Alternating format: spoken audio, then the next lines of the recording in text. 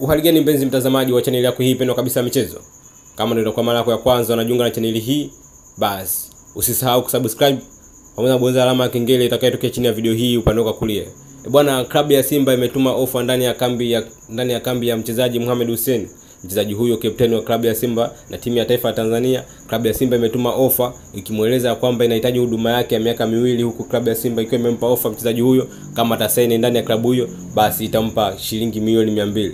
Lakini kambi ya mchezaji Mohamed Hussein imeeleza klabu ya Simba kwamba haina mpango wa kusaini mkataba wa miaka 2, hivyo mchezaji huyo yuko tayari kusaini mkataba wa mwaka mmoja, huku kambi hiyo ya Mohamed Hussein ikiwa inataka klabu ya Simba itoe kiasi cha milioni 300 ili kuweza kupata huduma ya mchezaji huyo. Ikumbukwe Mohamed Hussein kwa hivi sasa ni moja kati ya mabeki visiki Tanzania, na vile vile amekuwa ni mchezaji tegemeo ndani ya klabu ya Simba, kwani toka amejiunga na klabu ya Simba Mohamed Hussein ameweza kuisaidia Simba kufika mbali katika hatua mbalimbali za CAF Champions League na hata Confederation Cup, huku akisaidia klabu ya Simba kutoa makombe mbalimbali ya ligi kuu Tanzania bara.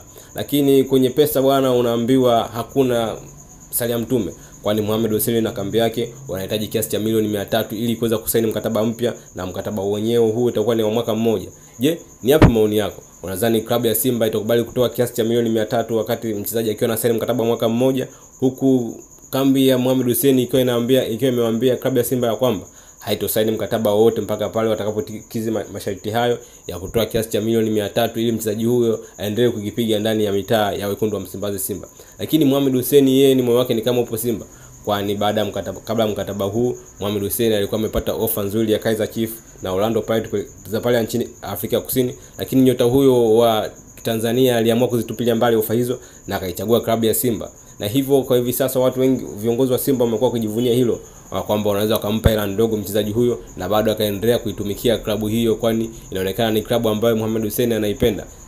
Tuachie kwenye comment kama unahisi Mohamed Hussein ataendelea kukipiga ndani ya wekundu wa Msimbazi Simba, ama ni muda sahihi wa nyota huyo kuondoka ndani ya wekundu wa Msimbazi Simba. Na kama pia ndo mara yako ya kwanza unatembelea channel hii, basi usisahau kusubscribe pamoja na comment.